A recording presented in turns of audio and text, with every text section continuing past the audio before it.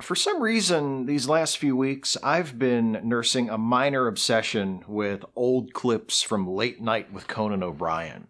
I've been a fan of Conan ever since he started hosting Late Night back in 1993. I was 13. When I was a little kid, one of my local TV stations would show reruns of The Tonight Show with Johnny Carson in the morning, and through those, I discovered late night TV. I was paying attention when Johnny Carson retired, when Jay Leno took over for him, when David Letterman jumped to CBS to start his own show, and when Conan took over Letterman's old time slot on NBC following The Tonight Show. Now, obviously, I couldn't watch every night. I had school, I needed my sleep, but on Fridays or holidays or during summer vacation, pretty much any night when I didn't have to get up for school the next day, I was up late watching Letterman at 11:35 and then flipping over to Conan at 12:35. I loved Conan from the beginning. His show has this comic sensibility that is really smart, but also really silly, with sudden turns toward darkness, sharply ironic but rarely mean-spirited, infused with this self-consciously old-fashioned showbiz vibe. It just clicked with me. I loved it. I love it to this day. So, yeah, I've been watching a lot of old Conan clips, but not just any clips. Clips of a particular recurring comedy bit Conan did back in the day called Via Satellite. It's also called the clutch cargo bit because it employs a crude version of the technique used by Clutch Cargo, the cartoon that was popular in the 1960s, which combined animation with the mouths of live actors. It's the show young Butch is watching in Pulp Fiction when Captain Coons arrives to tell him what happened to his father. In the bit, Conan references some current event that everyone is talking about, then suggests learning more about what's happening by talking to one of the people at the center of it. He introduces that person, who then appears live via satellite on a TV monitor in clutch cargo form with one of Conan's writers providing the mouth and the voice. Via Satellite soon came to revolve around a handful of recurring characters: Bill Clinton, Bob Dole, George W. Bush, Michael Jackson, Arnold Schwarzenegger. Each character also had one or two running jokes attached to them that came up in almost all of their appearances, some of which were pretty obvious. Clinton was an overly exuberant horn dog. Dole constantly referred to himself in the third person and was impossibly old. Bush was dumb. Jackson was a weirdo with an unsettling attachment to children.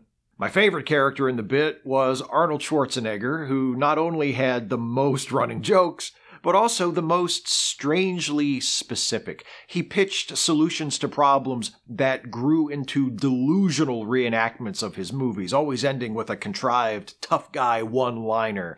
He reacted with childish aggression whenever Conan challenged or contradicted him. He demanded a constitutional amendment to allow immigrants to serve as president of the United States, and grimly but enthusiastically implied that his presidency would be ruthlessly authoritarian. Free country, everyone can do what they want until I'm president, then there will be order! He always found a way to work in a plug for his beloved holiday classic Jingle All the Way, no matter how many years had passed since that movie came out. I don't know what drew me back to these bits recently after so many years, but once I watched one, I wanted to watch them all. And I did. I watched a few. YouTube kept recommending more of them to me, and I watched every one of them. All but a few, that is. There was one recurring character in the Via Satellite bits that I was reluctant to revisit at first. Donald Trump. Trump was a recurring character in Conan's Via Satellite bit in the mid-2000s, long before he was a political figure, when he was best known as the host of The Apprentice and was looked on as kind of a national joke/mascot. Having lived through 4 years of Trump as president, 4 years which taught me, and should have taught all of us, that he is not a harmless buffoon, but a dangerous fascist demagogue, I didn't want to look back on Trump jokes from that more innocent time. Even though other Via Satellite characters like Clinton and Schwarzenegger were always the butt of the joke, they also took on lives of their own, and by virtue of how entertaining they were, came back around and wound up kind of awesome. I didn't want to watch videos where that sort of thing happened with Trump. But finally, I did watch the Via Satellite bits on YouTube that featured the Trump character. I was happy to find that they don't present Trump in a positive light. They don't turn him into an appealing character. They don't invite us to have sympathy for him or to like him. In fact, watching them now from the other side of the Trump presidency, they play almost like a warning. The Via Satellite version of Trump nails everything that is awful about the real Trump. And unlike some of the other characters in the bit, particularly Clinton and Schwarzenegger, there's not even a trace of warmth or admiration toward the subject. Via Satellite Trump panders shamelessly, shoehorning "you're fired," his catchphrase from The Apprentice, into his conversations with Conan whenever possible, usually followed by the defensive insistence that people love it. He exaggerates his popularity, shills relentlessly for his show and his businesses. He comes across as pathetically self-deluded, branding even his failures with his own name and declaring them to be of the highest quality. He indulges in empty bravado, brags constantly about questionable accomplishments, and is obsessed with petty grudges. You not only attacked Rosie, you also attacked her marriage and her wife, Kelly. You said that Kelly only married Rosie for her money. That's right, that's right. Well, just this morning, Conan, I was talking at my wife, and I said, Malaysia. I think your wife's name is Melania. I said, malaria. It's clear to me that Kelly is only with Rosie because of the money. I mean, come on. Why else would a hot young babe marry such a pompous, unattractive, camera-hogging windbag with zero sexual appeal? And my beautiful wife, Millennium Falcon, agreed. Okay, all right. In other words, it's a slightly exaggerated representation of the real Donald Trump. It's maybe the harshest portrayal of a real person in the history of the Via Satellite bit. Not so much a parody as a mercilessly accurate impersonation.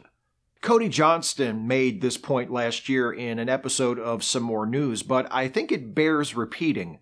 American popular culture had Trump's number long before 2016. In order to accept him as a successful businessman possessing basic competence, a modicum of ethics, and a shred of decency, his supporters had to ignore decades of jokes, parodies, fictional stand-ins, and also lots and lots of, legitimate journalism, all of which established Trump as being and or having none of those things. And his supporters did ignore all of that and did pretend Trump was someone other than who he obviously was in order to take him seriously, and unfortunately for the rest of us, so did a disturbingly large percentage of the media. And I'm talking about the news media and the entertainment media. Remember when the current host of The Tonight Show, Jimmy Fallon, welcomed Trump onto the show to pitch him softball questions, invite him to talk about where he grew up, and playfully muss his hair? That was in September of 2016, about a month and a half before Election Day. After Trump proposed banning Muslims, after the Access Hollywood tape had been revealed, after the most authoritarian and megalomaniacal nominating convention in the history of American politics. I haven't watched so much as a YouTube clip from Fallon's Tonight Show since. Trump was a known quantity in 2016. He had been for decades. Most of us might not have known how dark his heart and how utterly empty his mind were, but we knew that the story he told about himself was a hilariously transparent lie, and we knew that he didn't belong within a million miles of being the president of the United States. I can't help but wish that during his many media appearances throughout the 2016 campaign, he would have been treated less like he was on Fallon and more like his parodical counterpart was on Conan a decade before. Watching them now, in 2021, the appearances of Trump in Conan's Via Satellite bits are still funny, just as they were when they originally aired. They show us an unskilled, ignorant, narcissistic fraud who has somehow managed to fail upward onto a hit network TV show and invite us to laugh at him. And we do. But it's impossible to look back on those bits from our present-day vantage point without looking back across the Trump presidency as well. And when we do that, it adds a layer. Trump on Via Satellite is still funny, it's still a solid piece of comedy, but it also reminds us of all the catastrophes we endured and must continue to endure because we failed to heed a warning we gave ourselves.